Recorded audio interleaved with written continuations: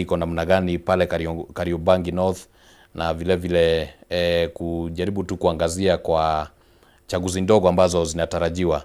Labda tutaanza kwa kukupatia wakati huu ili kwamba ukaweze kumsalimia mtazamaji wetu, mjulishe wewe ni nani, kisha tutaendelea na mjadala. Haya, kwanza asante sana kwa Kameme TV na Kameme fans kwa kunikaribisha na kwa kunipa wakati huu. Kwa majina ni Geoffrey Owino Wagutu, nasimama na chama cha KPP kwa hii by-election ya Kariobangi. KPP inamaanisha nini? KPP inamaanisha Kenya Patriots Party. Hii ndio ile chama ya wazalendo na ya kuunganisha Wakenya wote. Hii ndio umoja wa Wakenya. Na hapa ndio tuko. Ndio. Asante. Asante. Labda tungependa kujua Geoffrey ni nani? Labda kwa kipana kidogo. Asante sana. Geoffrey ni kijana amezaliwa pale Kariobangi. Nikasomea pale Kariobangi shule inaitwa Watoto Wetu Center, which is a mission school. Nikatoka hapo nikaproceed, nikaenda inaitwa Our Lady of Fatima at the same area, secondary school, Kariobangi bado. Nikamaliza form 4 yangu hapo, nikabahatika nikapata namba, nikaenda university, pale Kenyatta University. Kwa hivyo hiyo ndio Geoffrey, na hiyo ndio masomo yangu, na mimi ni kijana wa mtaa na napenda mtaa sana. Sijawahi toka kwa kijiji. Bado niko nao, hata mahali niko bado kila siku tunaonana. Asante sana mara tena. Lakini tunapoingia kwenye mjadala, labda tukijaribu kuangazia mambo hapa na pale yanayohusiana na Kariobangi North na vile vile uchaguzi huu, kama vile ambavyo labda nilisema kwa lugha ya Kikuyu haungeweza kuielewa. Ndio. Wacha tuanzie na swali la kuulizana. Hii ni mara yako ya pili kujaribu kuwania hicho kiti cha kuwa MCA wa pale Kariobangi North?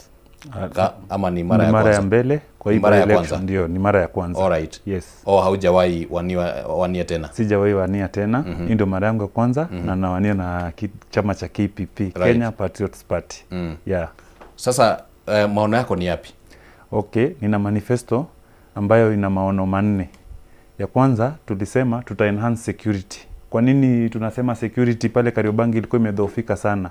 Ukiangalia wakati wa ile regime nyingine ambayo pole kwa mwenda zake ambaye alikuwa MCA, tuliona kulikuwa na vita sehemu ambayo gavana alikuwa amekuja baina ya vijana wa pande ya ward hii na ward ile nyingine kwa sababu ya hospitali, which ilikuwa very unfortunate kwa vijana kubehave hivyo mbele ya gavana.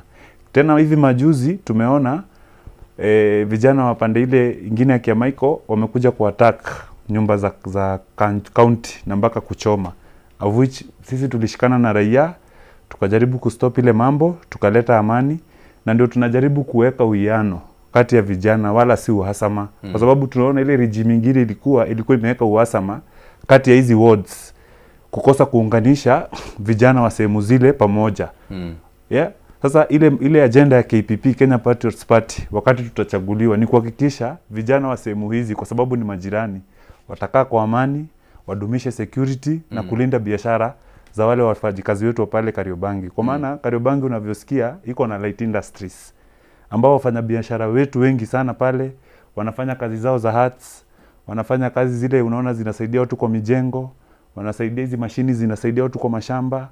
Very creative people wako pale light industry na wanafanya kazi nzuri sana. Kwa hivyo lazima tu protect na tuweke security ili tuhakikishe biashara zetu zinaendelea. Ukiangalia pande nyingine ya Kiamaiko, tuko na wachinjaji ambao pia wanategemea wana biashara ili kuweza kununua nyama pale. Kwa hivyo Kiamaiko bado iko kwa Kariobangi North. Ni majirani, ndio nakwambia kumekuwa na vita ili tunataka kuweka security. Tuhakikishe vijana wa pande hii na pande hii hakuna ile uadui wala uhasama, kwa sababu mara mingi tunaona wanasiasa wanachukulia hiyo advantage. Wakitaka kuingia sehemu fulani na wanajua hawa watu hawayuko, wanawatumia kucollide. Sasa tunasema to enhance security through bring this youth together through sports and creative activities and through employment. Ili waweze kujuana, kuweza bring those energies pamoja, bring something positive na change pale Kariobangi. Kwa maana unasikia kuna light industry, kuna vichinjio, hizi area zote vijana waweze kujua venye wanaweza pata opportunities. Kuna kampuni za kutengeneza rangi pale. Tuna kampuni moja kubwa inajulikana almost everywhere hapa Kenya. Yes, inaitwa Solai. Tuna watu wanauza pale, wanauza tiles. Tuna makazi mingi, tuna bakeries za keki ambayo zitasaidia vijana kukua active. So vijana wasihusishwe kwa mambo ya fujo, wala tushikane, tujihusishe na mambo ya kutengeneza nchi na kupeleka nchi mbele. Hiyo ndio manifesto yangu ya mbele. Through hiyo tuta enhance security. Ya pili, kabla hatujaondoka hapo, ni vizuri labda tuulizane swali moja au mawili. Ndio. Jina Kariobangi linapotajwa, labda utakubaliana na mimi au kama una maoni tofauti bila shaka utatupa. Lakini jina Kariobangi linapotajwa, ndio, kuna aina fulani ya uoga ambao huwa inatokana na yale mambo ambayo huwa yanafanyika pale. Kunaonekana ni kana kwamba kuna crime ya hali ya juu. Ndio. Na sijui kama una mpango wa aina gani wa kujaribu kukabiliana na mambo kama hayo. Ili kwamba kujaribu kubadilisha hata lile jina la Kariobangi. Ndio. Hiyo ndio jambo ile muhimu sana, na unavyosikia mimi nimesomea katika mission school. Ile jambo unaona Kariobangi inaweza kutajwa kwa mambo mbaya ni kwa sababu wakazi wa pale wengi mapato yao ni ya chini na wanakosa hizi opportunity.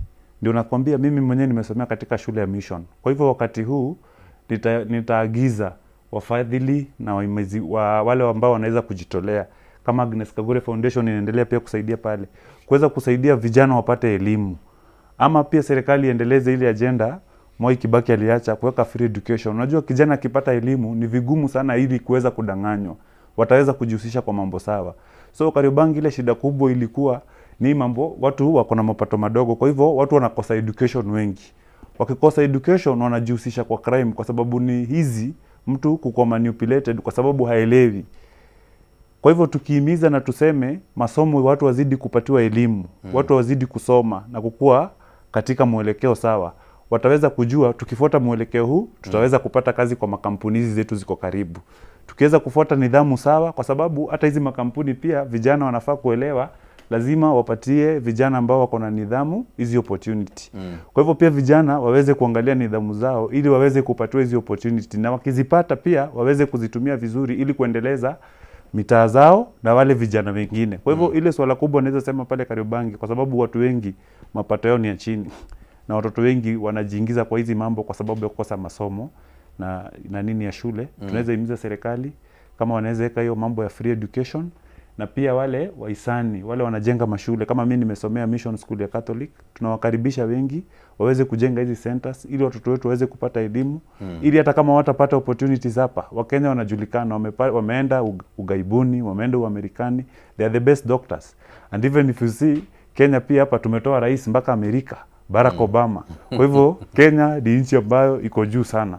Yes, kwa hivyo vijana wetu ni motisha tu na tujue tunaweza. Hata hii mambo tunasikia tunaenda first world, tunaweza kufika kama sisi president wetu amekuwa, kama Mkenya amekuwa president wa first world country. Si ni kumuita tu atusaidie na kutupa roadmap tujue tunaenda namna gani. Yes. Labda utakubaliana na mimi kwamba swala hili la kuhusiana na vile ambavyo Kariobangi na mambo ya crime inaweza malizwa limekuwa likizungumziwa, na wakati mwingine pia na si Kariobangi peke yake, ni tuseme katika siasa za hapa Nairobi. Kuna sehemu hapa na pale ambapo labda kunaonekana ni kana kwamba kuna ukosefu wa ajira kama vile ulivyotaja. Na hilo swala linatumika sana sana kupiga siasa. Wanasiasa wakisimama wao tutatafutia vijana ajira. Kisha wakisha ingia kwenye viti. Swala hilo linakaa ni kana kwamba limesahaulika ama linakaa tu ni kama ni la kawaida. Sijui utofauti kwako itakuja namna gani? Utofauti kwangu itakuja kivi, kwa sababu hao wanasiasa wengi ambao wanaambia vijana watawapa ajira, kwa kwanza wanahakikisha vijana hawatapata ajira wakati watachaguliwa. Kivipi? Wanahakikisha mnaenda kufanya crimes. Sasa zile mnaenda kwa siasa zao, mnapiga watu, mnanyang'anya watu, mnachoma vitu za watu, kumaanisha wewe ile conduct yako ama ile hata askari akikukamata huwezi kupata good conduct hata kama wewe ni daktari. Kumaanisha kama huwezi kupata ile, huwezi kupata ajira.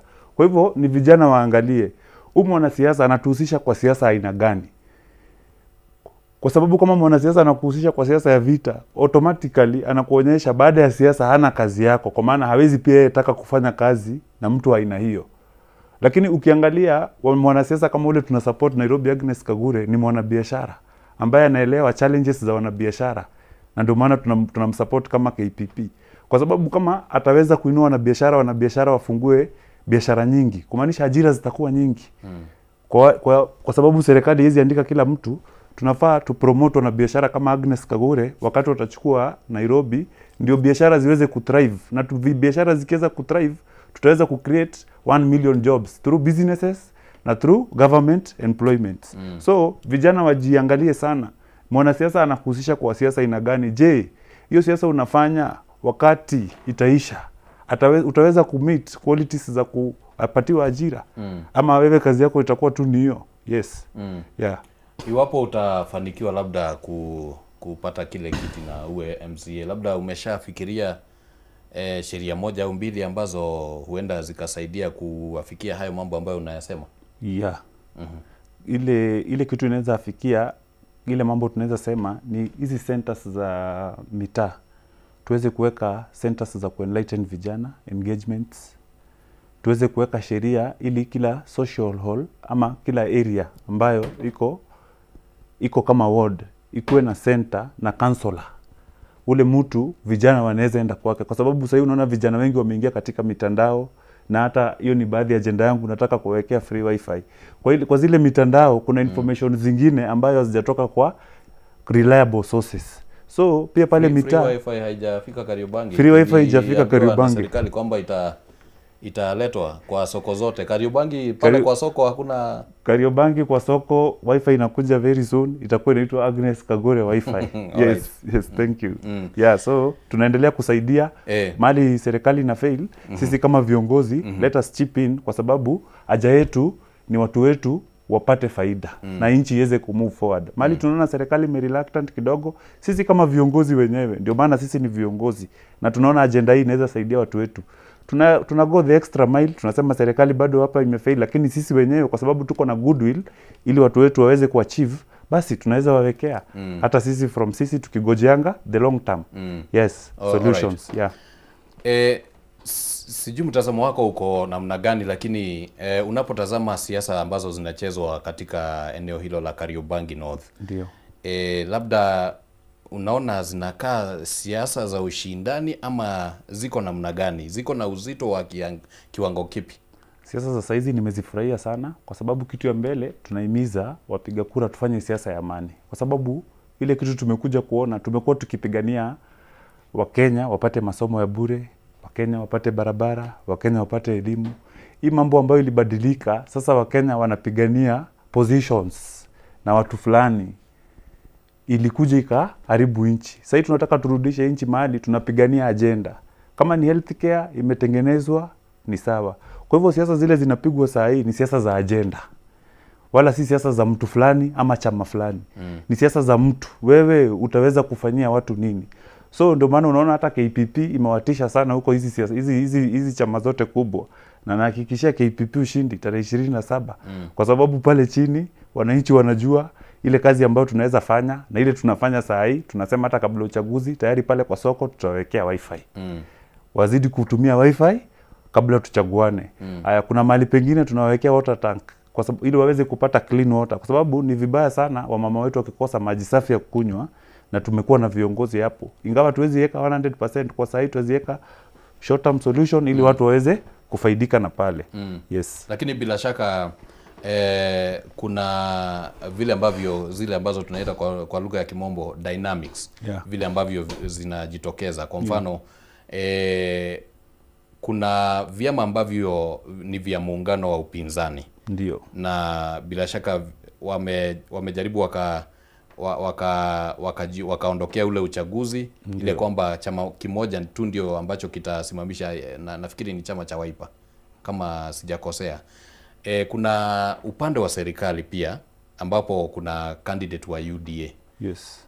Ile dynamics pale Kariobangi North zinajitokeza namna gani? Okay. Ya upinzani na serikali. Kariobangi ni wazalendo wote. Hakuna wapinzani wala hakuna watu wa serikali. Watu wa Kariobangi wanataka Kariobangi na nchi iende mbele. Ndio maana watu wote wa Kariobangi ni KPP, Kenya Patriots Party.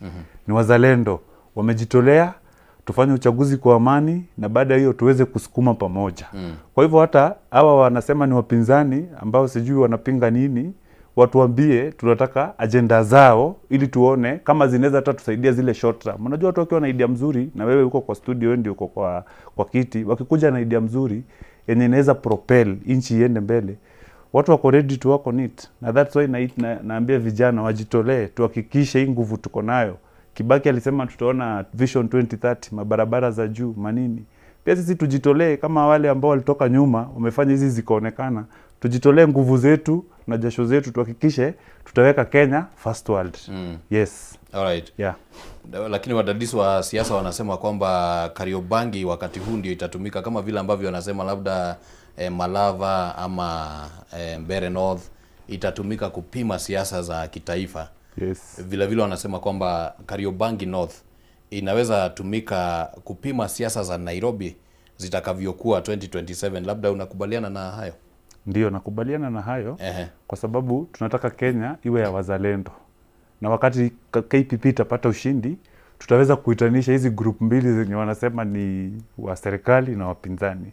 Tutawaita kwa party leader wetu ambaye anaitwa Agnes Kagure, awalete pamoja na wapatie blueprint ya vile tutapeleka agenda ya vijana, ya wamama, wagonjwa, walemavu na wazee. Kwa sababu nchi sisi si vijana peke yake ama kina mama ama wakina wazee. Tunafaa tuangalie hapa, tuko kwa hii nchi, tuko na disabled people, tuko na sick people, tuko na elderly people. Kwa hivyo wakati ambao tunafanya siasa zetu pia tuweze kuwa consider.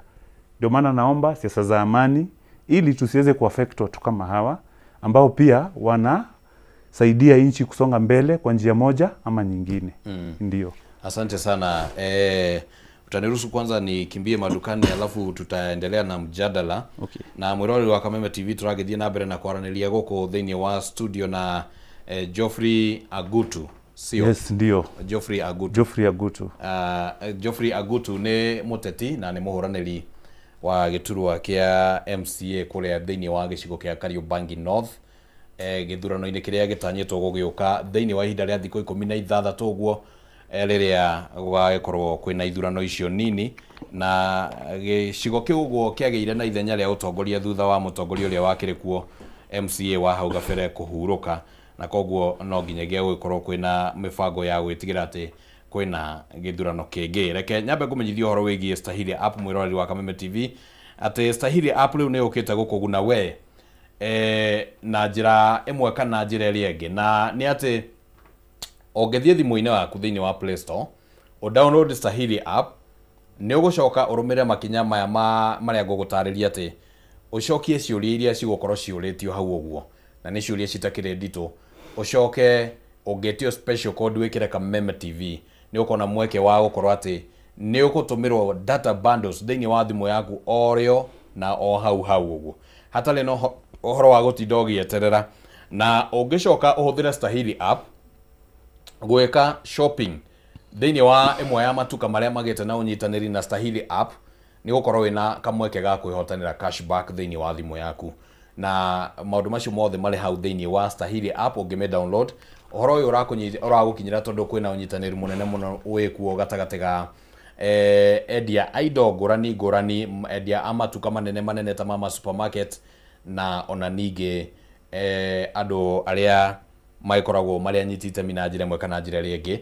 Na koguo wira waku no ku download Stahili app hali uguo thiini wa Play Store, na ugagikorwo ati ni ukurumira makinya na ukigunike na njira imwe kana njira iri ingi. Riu tuguthie na mbere na miario oro guku thiini wa studio. Tabarira ni arahuka rikiratha na tuguthie uguo o tukimurikaga ciegimainie na uhoro uyu wa ithurano nini guku thiini wa kaunti ya Nairobi oro ndumwe na bururi-ini.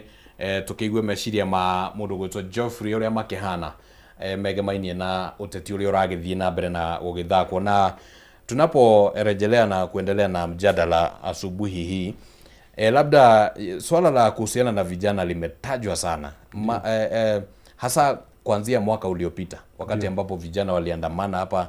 Na sana hata Nairobi ndio waliandamana. Ndio.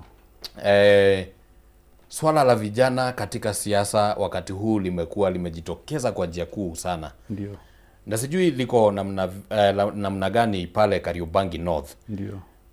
Lakini hata hivyo sijui vijana watakuwa na ushawishi wa aina gani kwa matokeo ya uchaguzi mdogo ambao utakuja, ikilinganishwa na vile ambavyo vijana wameonekana ni kana kwamba watakuwa na sehemu kubwa ambayo watashikilia katika uchaguzi ambao utakuja wa 2027. Yes, vijana watakuwa na usemi mkubwa sana. Na vijana watakuwa na usemi mkubwa kivipi? Kwa njia ya kwanza ni kuambia vijana kuna usajili wa kura ambao unaendelea, wajisajili. Wale ambao walikuwa wameshajisajili kitambo, na waomba tarehe 27 wajitokeze kwa wingi. Kwa sababu wale viongozi ambao wanawaambia ukweli ni wale wanawaambia mabadiliko inaletwa kupitia upigaji wa kura. Umenishika? Hapo ndio vijana wanafai waambiwe sana. Kwa sababu ukiangalia wakati wa mwaka uliopita, vijana walianza maandamano vizuri sana. Na walikuwa wanatetea mambo ya finance bill. Lakini tukaona ma-opportunists ambao wanachukua opportunity kila mahali. Hata juzi tumeona wamejaribu kuchukua opportunity kwa watu ambao wengine wameaga dunia. Wakachukua opportunity kwa ile maandamano ya vijana walikuwa wanakuja town. Actually walikuwa wanafanya biashara za town zinainuka zaidi, kwa sababu tulikuwa tunasikia wanakula KFC na wako na chupa za maji. Lakini dakika ya mwisho pia walikuwa dakika ya mwisho ndio nakwambia ma-opportunist walipoingilia ndani kuharibu ile mambo vijana wamekuja nao sawa, wakaanza kuharibu mpaka zile mambo ambayo vijana walikuwa na promote. Unaona, wakaharibu mabiashara, wakafanya nini, wakachoma. Hiyo ndio mambo tunaambia vijana, hiyo haiwezi leta mabadiliko, bali kuleta tu hasara, kwa sababu ni biashara ya mzazi mwingine umeharibu, ambaye ako na kijana kama wewe, ama kijana mwingine kama wewe, rafiki yako ambaye alikuwa anajaribu kujinua. Kwa hivyo tunaambia vijana, mabadiliko ambayo tunaweza leta ni vijana wajisajili kwa kura, na waangalie ni viongozi ambao wako na agenda na manifesto gani. Na kama kuna wale ambao walikuwa washakuwa tayari, waangalie zile manifesto walikuwa wametoa wakati zile, walifanya gani. Ambapo sasa unasikia mimi niko na manifesto yangu na nataka kufanya kabla nichaguliwe at least 2 or 3 things, kwa sababu mimi ni kiongozi na naelewa shida zao pale na naelewa machungu yao pale. Kwa hivyo vijana wataleta mabadiliko through nini? Through kuchukua kura. Na hiyo siku ya upigaji wa kura watu wasikue tu busy kuleta change kwa nchi yao. Wahakikishe wameamuka na kupigia viongozi wanaostahili. Alafu wawachie independent kazi yao. IEBC. Unajua huwezi kuwa mpiga kura na pia ukue IEBC. So ukishapiga kura, hata ukiangalia IEBC, vijana wengi huwezi qualify kuingia member wa IEBC, kukua katika hizo kazi za IEBC kama hauna degree. So wale ambao wanapata hizi kazi mingi ni wale vijana wa university. So atuelewi kwa nini tena hao ambao wanasema matokeo sio ya haki ni hao ambao wanafanya kazi hizo. Kwa hivyo wana insight wale vijana wengine ambao wako pale manyumbani. So tunaambia mavijana watokee wapige kura. Na wale vijana ambao wameentrastiwa na hizo kazi, watupe matokeo ya haki na ukweli.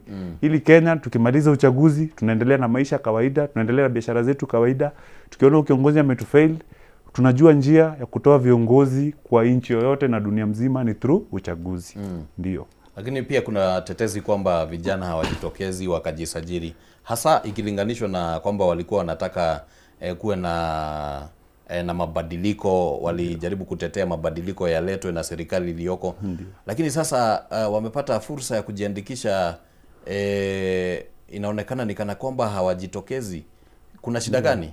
Kwa sababu wengi ambao wanafanya siasa saa hii ni kusema tu 1 term na 2 term. Sisi tunasema ni long term. Na long term inakuja through nini? Through kujiandikisha kwa kura na kuchagua viongozi ambao wako na vision ya nchi past 20 milele. Ndio tunauliza hivi Bwana Geoffrey.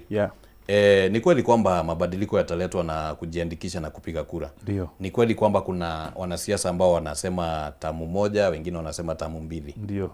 Lakini kuna hawa vijana ambao labda hawasemi tamu moja, tamu mbili. Ndio. Wako hapa na wanataka mabadiliko. Ndio. Wakati umepeanwa wa kujiandikisha kwa kura hawajitokezi. Ndio. Kwa mtazamo wako shida ni gani? Pale kwangu bado tunafanya by election, so hawajafungulia watu kuweza kuchukua kura pale. So wale viongozi ambao wako mashinani na wale viongozi ambao kwao kumefungulia upigaji wa kura, ni wakati mzuri sasa kwa hizi mitandao venye walikuwa wanaitana, ni wakati mzuri watu waambiane na wakumbushane ni wakati wa kuchukua kura, na njia ya kubadilisha ni kuchukua tu kura. So watu wasi lose hope ati kuna mambo imeharibika kama nini. Maybe youth wengi wana feel hopeless. So watu wachukue kura na hiyo wakati wajitokeze kwa wingi. Kwa sababu hiyo tu ndio njia peke yake ya kidemokrasia na ambayo imekubaliwa kisheria dunia mzima. So ili tuambie youth ukweli, hiyo tu ndio njia. So wajitokeze kwa wingi. Hata saa hii niko hapa Kameme TV, naomba youth Kenya mzima ambayo mnataka mabadiliko na ambayo mnataka kuona Kenya baada ya sisi na wengine kuenda, Kenya ibaki na ile future tunataka kubuild ni kuhakikisha tumechukua kura na kuambia vijana wengine wote njia mwafaka ni kupigia viongozi ambao wanafaa. Na viongozi ambao wanafaa ni viongozi kama Agnes Kagure hapa Nairobi. Yes, ili waweze kuleta mabadiliko na waweze kuinua wanabiashara. Kama mnaviona mabiashara za wanabiashara ziliharibika, mambo kama hiyo kwa sababu ya wale viongozi ambao mliwapa kura. Yes, so sasa mkijiandikisha, let us make the wise decisions, let us look viongozi wanatuambia nini, what they stand for, wanatutuma tukafanye nini. Naona viongozi wengine wanatuma watu, kama ni mkutano ya watu wa one term, wanatuma vijana wakaseme two term. Kama ni mkutano ya two term, wanatuma vijana wakaseme one term. Unaona ni watu ambao hawana nia mzuri ama agenda mzuri na vijana. Sisi tunaambia vijana long term, tushikane, tuhakikishe tuna fight. Vision 2030 ijakuwa completed, lakini tunaiona inaenda kuwa completed. Tayari tunaona mabarabara, tunaona ile mashule Kibaki alitupromise. Sasa hii tumeona kuna kiongozi mwingine amedare to dream, ati anaweza tufikisha mahali. Tunafaa tumsupport hata kama hatumpendi. Tunaona hiyo si dream yake ya kwake na watoto wake. Hiyo ni dream ya nchi mzima. Na mimi nina hakika inawezekana kwa sababu hapa nchi. Unazungumzia kiongozi mgani huyo? Tunaona rais wetu anasema Kenya tunaweza kufika first world. Na mimi ninaaminiana na maneno hayo kwa sababu Amerika ambayo ni first world country imeongozwa na Mkenya kutoka kwetu Siaya, anaitwa Barack Obama. So lakini bila shaka kuna mikakati, si kwamba tu ati ni kiongozi aliyotoka Kenya. Alipoongoza nchi ya Marekani kiongozi huyo Barack Obama. Ndio. Alikuwa rais wa 43 au 2 kama sikosei. Ni kumaanisha kwamba kuna mikakati iliyotengenezwa hapo awali. Ndio. Ukiangalia ni mikakati ya aina gani inafaa kutengenezwa ili kwamba wazo kama hilo likaweza kuafikiwa? Ni kuhusisha vijana. Na ni vijana ambao nasema watu wajitolee kuhakikisha, unajua ni kuamini tunataka kutengeneza nchi ifike first world. So ni vijana ambao wamejitolea kwa roho zao bila kulipwa, kujitolea kuhakikisha hii nchi ikifika first world itafaidiaje nchi, itafaidiaje vizazi vyetu na vizazi vyetu na vingine. Kwa sababu sasa hii unaona Wakenya wengi tunaona kwa TV wanadhulumiwa katika manchi za nje. Basi tutengeneze hii nchi yetu ikuwe safe haven. Watu wengine wakuje waone ile hospitality na ukarimu wa Kenya wanakuanga nayo. Ili tukisema hawa ni wabaya na hawa, basi wanaona tofauti, mtu anasema heri niende pale Kenya. So bin najua inawezekana, najua tunaweza pamoja tukishikana. Tuseme kando na siasa, tunataka nchi yetu ifike first world.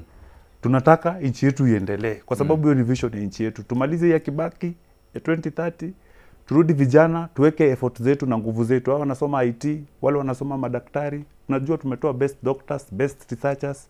Nimesema tumetoa mpaka president of first world hapa. Kwa hivyo hiyo ni mambo ambayo inawezekana. Tunatoa mapresenta wazuri, wengine wanaenda mpaka CNN dunia mzima. So hakuna kitu ambayo tukishikana na kuweka malengo ya siasa kando ambayo hatutaweza kufaulu. Tuko na all it takes kufikisha nchi yetu pale. Ndio. Unapozungumza na vijana huko mitaani, labda kando na kwamba labda wanataja kuhusiana na ajira, ndio. Ni mambo magani mengine ambayo wanasema kwamba wangependa kuona yakifanyika katika taifa letu au vile ambavyo wangependa kuhusishwa katika mambo ya uongozi, katika mambo ya kukuza nchi? Ni mambo gani wanasema vipi? Vijana ile kitu ambao wanasema wanataka hizi processes zikuwe transparent. Hizi opportunities ambazo zinapatikana. Hiyo ndio shida kubwa ambayo vijana wanasema. Transparency imekuwa ikiwa ndio shida. Kumekuwa watu wakipatana usiku kwa maboardroom, wengine watu ni wa viongozi, lakini unajua baadaye watu wanakuja kusikia. Lakini kukiwa na transparency tunapatia the right people the opportunity, kuliko tuende kutoa mtu kwa manyumba ambayo labda feelings zake ama passion yake iko pale. But tukiwa transparent na tuweke mikakati zote sawa, najua tutapata the right people. Yes, sasa hiyo ndio shida kubwa vijana wako nayo. Hizi ajira ziko but wana feel haziko more transparent. The more zitakuwa transparent, kwa sababu unajua huwezi pata opportunity ya kila mtu. But the more vijana wanaona mambo ikiwa transparent, wanakuwa na hope. Kama wale wamepata, next tutapata. Ama tukienda sehemu fulani as long as tuko sawa tutaweza kupata. So transparency na fairness peke yake vijana wakipata, mambo yote iko shwari. Yes. Kwa kiwango kikubwa inaonekana vijana na vile vile wananchi kwa ujumla hawana imani na viongozi wao kwa njia moja au njia nyingine. Ndio. Wewe unawania kukua kiongozi. Ndio. Unadhani ni vipi ambavyo imani inaweza rudishwa kwa wananchi kwa viongozi wao ili ya kwamba haya mambo ambayo unayazungumzia yakaweze kuwa yanafikiwa kwa njia moja au nyingine? Viongozi wanafaa wasikize ground na viongozi wanafaa warudi mashinani, kwa sababu ile kitu kubwa imekuwa ni disconnect na hawa viongozi wameshindwa kukuwa accessible.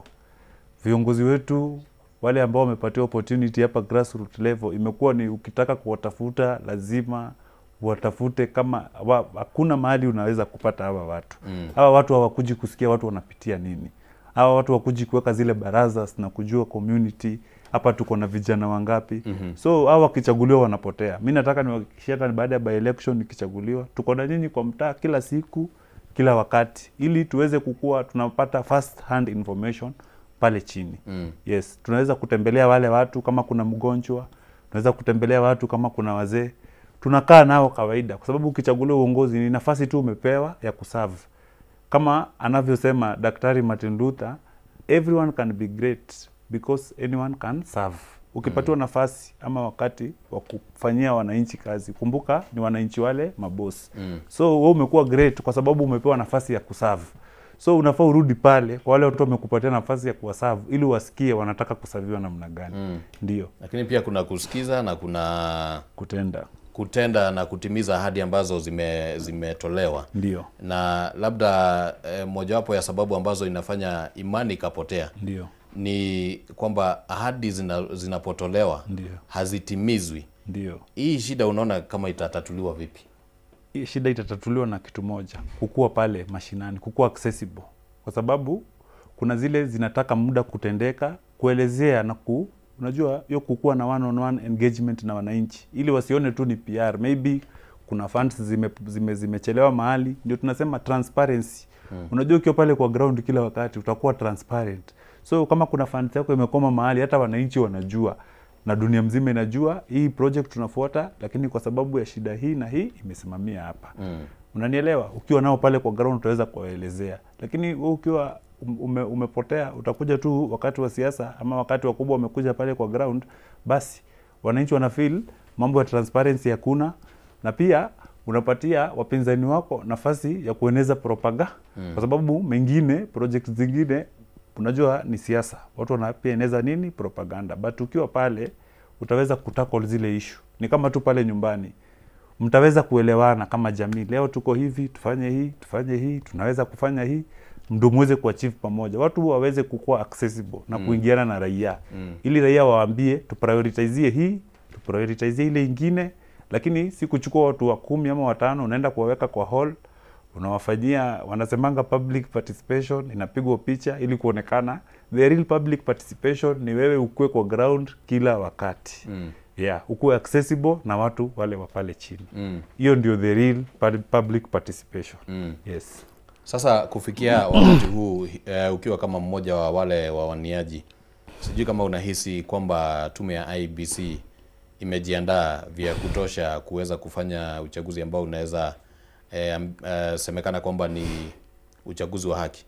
Na imani kwa sababu ni wa Kenya na tunasema hiyo commission independent. Sisi kama wanasiasa hatutaki kuingilia kazi yao. Na kama nilivyokuelezea ni wasomi wote, kwa sababu wanajua ile kitu ambao vijana wanataka. Vijana wanataka transparency na vijana wanataka free and fair elections kama agenda yao inavyosema. So tutawapatia nafasi yao tarehe 27. Tuko na imani na IEBC. Mnajua ile matatizo nchi imepitia kwa muda.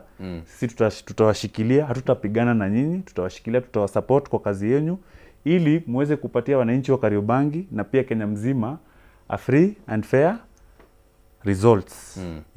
Na ule ambayo mtatuambia, kwa sababu tumewaaminia na hiyo kazi, ndio tutashikilia tuweze kupeleka agenda ya hii nchi mbele. Na agenda lakini lazima pia umejaribu kupiga msasa matayarisho yao.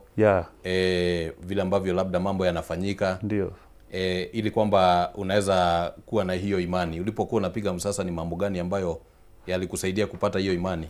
So far so good. Ile mambo yote ambayo wana communicate, ambayo sisi kama aspirant tunaona IEBC wamejaribu, wanafungua mpaka groups za ku-communicate na aspirants. Wametualika kwa mikutano moja ama mbili na sijaona itilafu yoyote kufikia saa hizi. So ndasema tuko na imani na Mungu awaongoze na awasaidie, kwa sababu huyo tu ndio muweza yote. Awasaidie kwa kazi zenyu, muweze kuhold integrity na muweze kuweka agenda ya nchi mbele, na muweze kujua nchi inawategemea na imewaamini na kazi kubwa sana. Asanteni.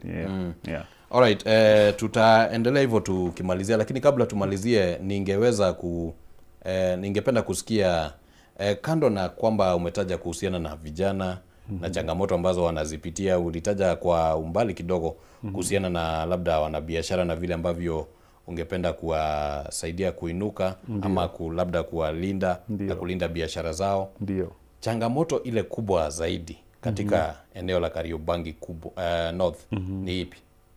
Changamoto kubwa kwa sasa ni umoja. KPP irudishanishe umoja, kwa sababu tunaona Kariobangi kwa hizi regime zimepita watu wametenganishwa sana. So hata zile group za na mambo ya kisiasa kwa misingi ya kikabila. Na hiyo ndio maana KPP inakuja kumaliza ukabila. Na nadhani si changamoto pale Kariobangi peke yake, ni changamoto karibu Kenya mzima na Nairobi mzima. Ukabila unapata mpaka pale sasa wamama hawaezi kuingia kwa chama wamama wa kabila tofauti tofauti. Sisi kama KPP tunajaribu kuunganisha, kwa sababu tukiweka akili ya mtu ambaye ametoka pande hii na mwingine ametoka pande hii, tukiweka kwa group moja, tunapata watu wanaweza kuachieve sana. Umenielewa? So hiyo utangamano ndio imekuwa challenge kubwa pale Kariobangi, na ndio tunajaribu kurudishanisha utangamano wa kila jamii. Ila jamii sione watu hawa namna hii ama watu hawa namna hii. Jamii ziweze kujiangalia na hawa watu ambao tumeshikana tunaendelea nao kivipi. Ingawa palipopote wametoka kijamii hijalishi. Tunasaidiana kusomesha watoto wetu, tunasaidiana kuweka mtaa ikuwe safi, tunasaidiana kama wamama kwa chama tukiwa wagonjwa, tunasaidiana kama wamama tukiwa na msiba, tunasaidiana kama, unanielewa? Tuache kuweka ukabila na watu waweze kurudi katika zile misingi za maendeleo. Ndio tunasema KPP na maliza ukabila, tunajaribu kuweka mama pamoja ili hii shida ambayo si Kariobangi peke yake bali ina affect Kenya na Nairobi mzima ambayo ni ukabila. Ndio tunasema KPP, Kenya Patriots Party, umoja wa Wakenya. Kwa sababu Wakenya wakiwa pamoja hakuna kitu ambayo hatuwezi kuwafikia, na nina imani sana hivyo. Mimi hujiuliza swali. Na labda utajaribu kunipea jawabu kwa sababu wewe ni mwanasiasa. Ndio. Ninaposikiza wanasiasa wanazungumza, kila mwanasiasa lazima aseme tuna mpango wa vijana, ndio, tuna mpango wa mama, ndio, tuna mpango wa wale watu ambao wana ulemavu. Ndio. Wazee hawako kwa mpango wa wanasiasa. Wazee ukisikia hapo mbeleni nimesema tuko na mipango ya wazee. Na mipango ya wazee ni moja. Wazee ile miaka wamefikisha ni kuwekwa kwa environment iko na amani. Na washibe. So vijana tunaomba waweke amani ili wazee hii miaka sasa wapate amani yao wakiombea nchi. Alright. Yeah. Imekuwa ni muda kwamba tangu alipoaga aliyekuwa MCA pale Kariobangi North. Ndio. Na bila shaka alikuwepo na mipango ambayo alikuwa labda ameanzisha miradi. Ndio. Kwanza ningependa nijue, unapotazama wananchi wa Kariobangi North wameathiriwa kwa kiwango kipi? Ndio.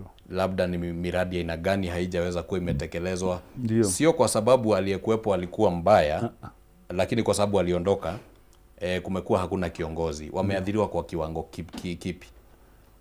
Wakati huu ambao tumekuwa bila kiongozi, tumeathiriwa sana na pia si sana, kwa kuwa tuko na gavana ambaye anaendeleza na nadhani ameweka timu ambayo inazidi kusaidia, kwa sababu unajua katika uongozi unapoondoka na ni mambo lazima unajua ni mambo ya wananchi, wamekupa nafasi ya kuwapatia service. So lazima services ziendelee. So far tunaonelea mambo bado inaenda sawa. Ile mambo ya garbage collection inaendelea. Ile mambo ya ile county inafai kuweka lightings inaendelea. Ile changamoto sasa tumebaki nayo, tuna hospitali pale Kariobangi ambayo inaitwa Mama Margaret Kenyatta. Tunaomba wakazi wengi sana wajue kuna hospitali pale, kwa sababu hiyo hospitali kulikuwa na vita ambayo unasikia na kuambia, ambayo hata MCA alipopoteza maisha yake, pole kwa familia na wengine, mahali alipotezea maisha na hospitali ilikuwa kama 150 meters. Kwa sababu, lakini kwa sababu ile uhasama na nini, hata wangeweza kumpeleka pale, na ndio kuna ambulance ya karibu. So tunajaribu kuambia watu tuna facilities zile serikali imeleta ili kufaidi si watu wa Kariobangi peke yake, bali hata hizo community zingine ambazo ziko around. Tuko na Korokocho pale ward, tuko na Babadogo, tuko na Dandora. Hawa wote ni majirani zetu. Tuacheni kufunga milango, tufungue ili facilities kama zile ziweze kupata 100% utilization, kwa sababu sasa unaangalia pale iko underutilized. Tuko na mochari. Wananchi walikuwa wanasema unajua ndio nakwambia kulikuwa na vita kati ya watu wa MCA wa Korokocho na MCA wa Kariobangi wakingangania facility ile. So kwa sababu hiyo mambo ndio nakwambia kuna hali mbaya ya security. So raia malipopote walikuwa Nairobi wanafeel pale ni hostile area, hawawezi kufi. Ndio mimi nasema kwa uongozi wangu na uongozi ambao uko kwa saa hii kuendelea mbele, tunafungulia kila mtu milango. Tuweze kufungua access ili ile hospitali iweze kupata 100% utilization, kwa sababu ni hospitali ambayo iko na potential iweze kusaidia Mama Lucy pale, na ni hospitali ya county. Ingawa nasikia bei ziko juu sana, tutajaribu tuongee wakati tutaingia kwa kiti, na wakati tutachagua Mama Agnes Kagure kama gavana. Najua mambo kama hiyo ya healthcare tutasuluhisha ili iwe free. Lakini hata wakati huu ukiwa kiongozi, kabla ya kuingia kwa kiti, labda unaweza kuwa na ushawishi wa aina fulani. Ndio, ile ushawishi najaribu kufanya ni create awareness. Kuna hospitali hapa, tujaribuni kuitumia, kwa sababu kumewekwa chuki ambayo watu hawezi kuenda mpaka kwa ile facility. Nakwambia MCA alikufa 150 meters akiwa anapeleka hospitali nyingine, na kuna hospitali 150 meters. So tunasema ni pole kwa familia, but maybe tungemfikisha kwa ile hospitali in time, maybe angewekwa kwa ambulance, maybe hata angepoteza maisha, lakini hiyo yaliyopita yamepita. So tunajaribu kuambia raia tusiwekwe uhasama ya kufikia mpaka mahali hatuwezi enda kwa facilities za serikali. Hiyo ndio ile mambo najaribu kuambia, ile ukabili iko pale, na tunajaribu kumaliza ama insecurity inafanya mtu kiongozi kama wewe nakwambia pale kuna hospitali kubwa, lakini ukifikiria ni Kariobangi naenda hospitali una change mind. Sasa ndio tunataka tuweke a very good environment so that anyone from even Keleleshwa, from Karen can feel free and come to Kariobangi for treatment. We have a very big hospital there. It's called Margaret Kenyatta Hospital. So ile changamoto ya health hapo ile inapitiwa na wananchi, najaribu kwa create awareness. Tuko na level 5 pale, watu wa Korokocho tuko na level 5 pale, watu wa Babadogo, Kiamaiko, watu wa feel free, Kariobangi is safe. Watu wa seek matibabu from anywhere, wasaidie hiyo jamii kwa Mama Lucy. Alright. Yes. Kwa hivyo nahakikisha kwamba miradi imekuwa ikiendelea ile aliyokuwa ameanzisha marehemu MC aliaga. Yes, miradi imekuwa ikiendelea. Ndiyo. Hakuna hata moja ile ambayo imekwama. Hakuna miradi ambayo imekwama kwa sasa, kwa sababu nimekwambia kazi ni ya service. Wale ambao wako kuna wale ambao wamepatiwa nafasi washikilie, ambao wanaendeleza kama county.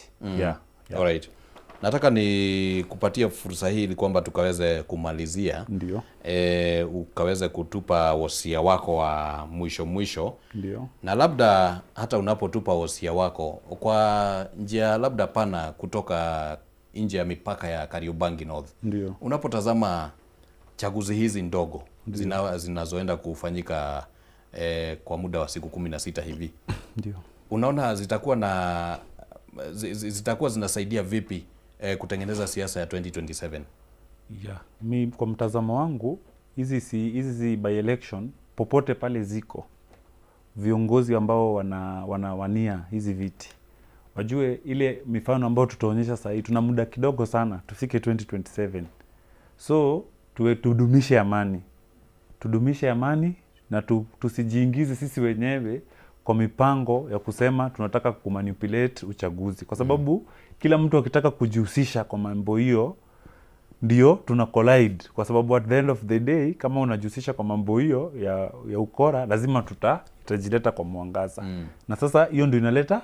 Kwa hivyo nawaomba waamini raia, waseme wako na Mungu na raia kama sisi KPP, warudi huko waombe kura, wawache mambo ya shortcut na waambie wananchi wapige kura kwa amani, kwa sababu wale wote wanasimama ni viongozi, na kama sisi wote ni viongozi, lazima pia sisi kama viongozi tuheshimiane, na kama kuna mmoja atapatiwa fursa ya kuongoza, basi tuitaneni tena pamoja, kwa sababu sisi wote nia yetu ni kuhakikisha mtaa imeenda mbele.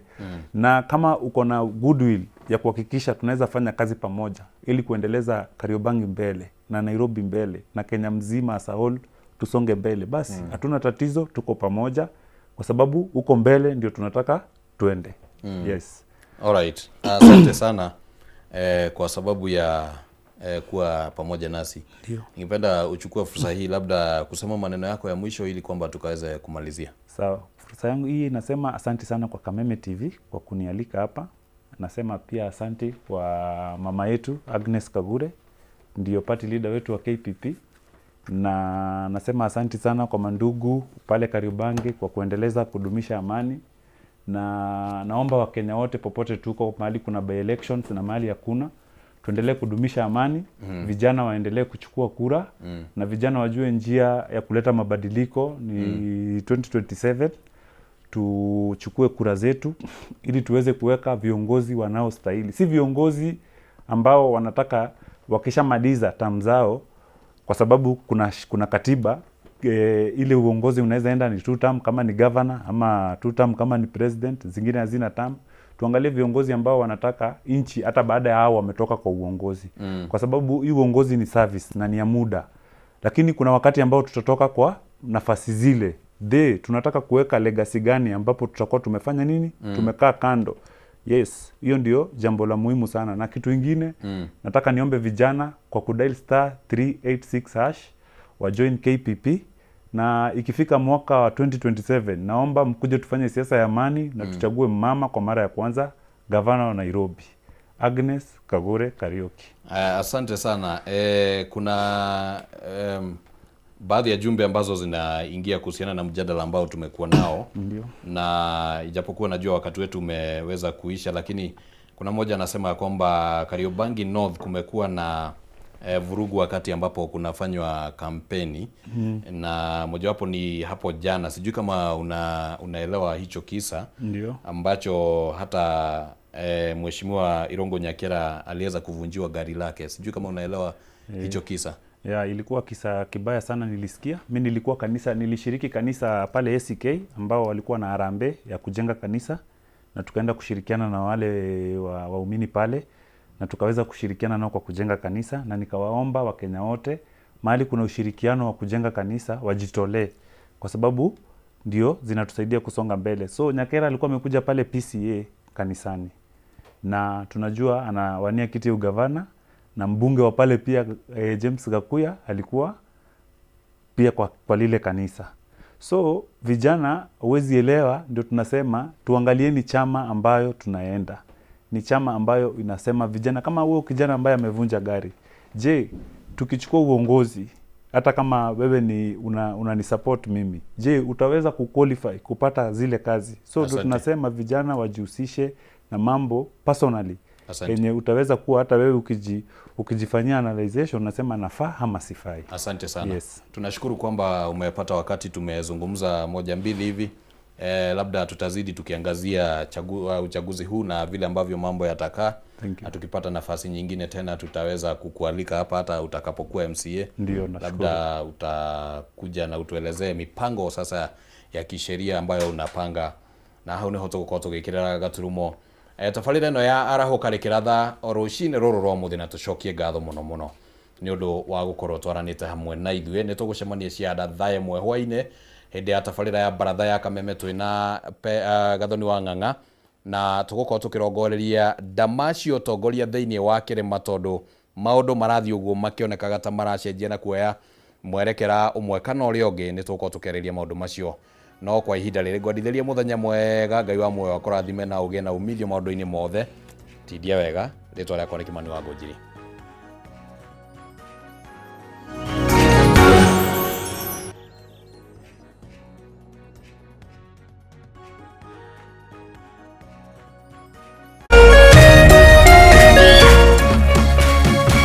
Kameme TV, mũthĩgi wa rũrĩrĩ.